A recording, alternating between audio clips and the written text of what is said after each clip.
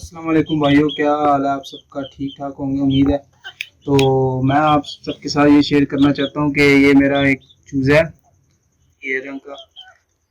तो पट्ठा है ये। तो ये थोड़ा सुस्त हुआ था, कल और परसों तो बहुत ज़्यादा सुस्त था, लेकिन इसके साथ मैंने एक ट्रीटमेंट किया है। तो अभी और भी ट्रीटमेंट इसके साथ मैं कर रहा हूँ। तो कल तो परसों बिल्कुल ही जो है वो ये सुस्त खड़ा हो जाता था एक तरह। अभी थोड़ा फिर ठीक हुआ है, मैंने दूसरे चूज़ों से ज़्यादा किया हुआ है।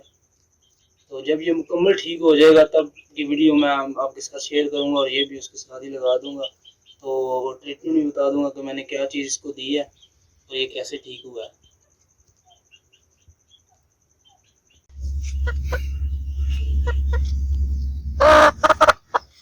अस्सलाम वालेकुम भाइयों, क्या हाल आप सबका? उम्मीद करता हूँ ठीक होंगे। तो मैंने पहले क्लिप पे मैंने लगाया हुआ है कि ये जो चूज़ा है हीरा, ये बीमार हो गया था, सुस्त हो गया था।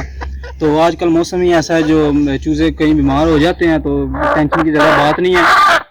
तो मैं आपको इसका एक इलाज भी बताता हूँ।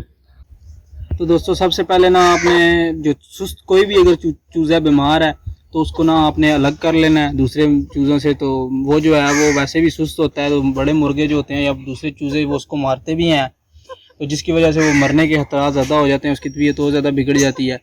ठीक है, तो पैनाडोल की गोली आदि इसको देनी है। उसके बाद घर में अगर कोई सालन है वो दे देना है, या आप अगर ये खुराक नहीं खा रहा, बहुत ज़्यादा सुस्त है, बहुत ज़्यादा बीमार है, तो आपने इसको जो है वो रोटी जो है वो आपने भिगो देनी है रात को, और सुबह या 2-3 घंटे पहले भिगो देनी है, तो वो बिल्कुल नरम हो जाती है। अगर ये नहीं खा रहा कोई चूज़ा, बीमार चूज़ा है, तो उसको आपने अपने हाथ से थोड़ी बहुत खिला देनी है। उसके बाद आपने शाम को ना गोली दे देनी है आधी पैनाडोल की। डिस्प्रिन की गोली भी कुछ लोग देते हैं, लेकिन डिस्प्रिन जो होती है वो उसमें एक तो पानी की मकदार होती है, गैस होती है, और जिससे वो ना अंदर जाकर लग जाती है चूज़े को। कुछ लोग कहते हैं कि डिस्प्रिन की गोली दिया करो, लेकिन वो ज़्यादातर बड़े मुर्गों के लिए अच्छी होती है, बड़े मुर्गों को ज़्यादातर ठीक करती है। मैंने तो पैनाडोल की हमेशा देता हूँ, पैनाडोल का रिजल्ट भी अच्छा आता है।